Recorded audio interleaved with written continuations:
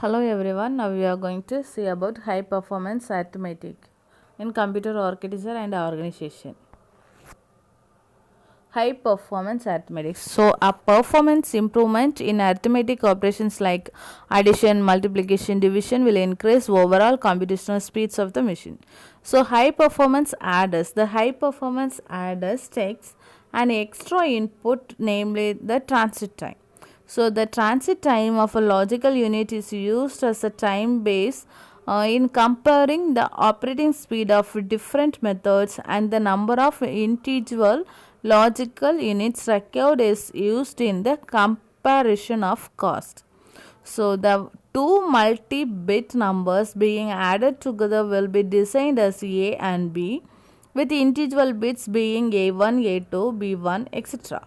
So, the third input will be C. So, output will be some S or carry and T transmit. The two multi-bit numbers being added together will be designed as A and B. So, with individual bits being A1, A2, B1, etc. So, the third input will be C. So, output will be S or R, S, R and T. So, the time required to perform an addition in a conventional adder is dependent on the time required for carry originating in the first stage to ripple through all intervening stages to the S or R output of the final stage. So, using the transit time of a logical block as unit of time, this amounts to two levels to generate the carry in the first stage. Then high performance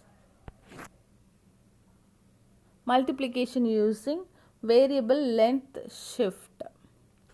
So, the multiplier and the partial product will always be shifted the same amount and at the same time. So, the multiplier is shifted in relation to the decoder and the partial product with relation to the multiplicand. The operation is assumed starting at the low order end of the multiplier, which means the shifting is to the right. So, if the lowest order bit of the multiplier is 1, it is treated as though it had been approached by shifting across zeros. So, we have some rules also. When shifting across 0 from a lower order end of multiplier, stop at the first one. If this one is followed immediately by a 0, add the multiplicand and then shift across the following zeros. Otherwise, if the one is followed immediately by the second one, subtract that multiplicand, then shift across the all following ones. Okay, then the second rule is when shifting across ones, I mean from low order end of the multiplier, stop at the first 0. In here, if this 0 is followed immediately by a 1, subtract the multiplicand, then shift the across all the following ones. Otherwise, if this 0 is followed immediately by the second 0, add the multiplicand, then shift across all the following zeros. Then the next rule is a shift counter or some equivalent device must be provided to keep track of the number of shift and to recognize the completion of the multiplication. Then the next one is if the higher order bit of the multiplier is 1 and is approached by shifting across ones, so that shift will be to the first 0 beyond the end of the multiplier, and that 0 along with the bit in the next higher order position of the register will be decoded to determine whether to add or subtract. For this reason, if the multiplier is initially located in the part of the register in which the product is to be developed, it should be so placed that there will be at least two blank positions between the locations of the low order bit of the partial product and the higher order bit of the multiplier. So, otherwise the low order bit of the product will be decoded as part of the multiplier. Then multiplication using uniform shift. So in this multiplication which uses a shift of uniform size and permit prediction, the number of cycles that will be required from the size of the multiplier is preferable to the method that requires varying size of shift. So the most important use of this method is in the application of carries save adder to multiplication, although it can also be used for other applications. The next one is uniform shift of 2. So assume that the multiplier is divided into 2-bit groups and extra 0 being added to the higher order end if necessary to produce an even number of bits. So only one addition or subtraction will be made for each group, and using the position of the low order bits in the group as a reference, this addition or subtraction will consist of either 2 times or 4 times of the multiplicand.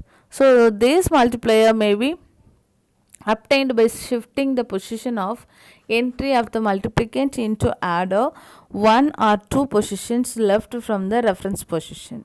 So the last cycle of the multiplication may require special handling. So the following any addition or subtraction, the resulting partial product will be either correct or larger than it should be by amount equal to 1 times the multiplicand.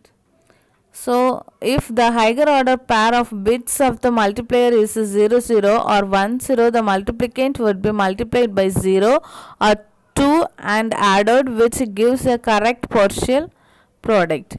If the higher order pair of the bit is 0 1 or 1 0, the multiplicand is multiplied by 2 or 4. So not 1 or 3 and added this, and it gives the partial product that is larger than it should be, and the next add the cycle must correct for this. So following the addition, the partial product is shifted left 2 position.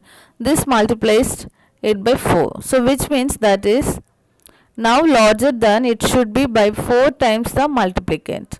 So this may be corrected during the next addition by subtracting the difference between 4 and the desired multiplicand multiple. So thus it's a pair end in 0, the resulting partial product will be correct and the following operations will be an addition.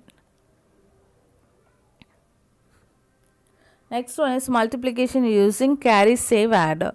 So when a successive addition are required before the final answer is obtained, it is possible to delay the carry propagation beyond one stage until the completion of all the additions, and then let one carry propagate cycle suffice for all the additions. So adder used in their names manner are called carry save adders. A carry save adder consists of number of stages. So each is similar to the full adder. Thank you. Thanks for listening.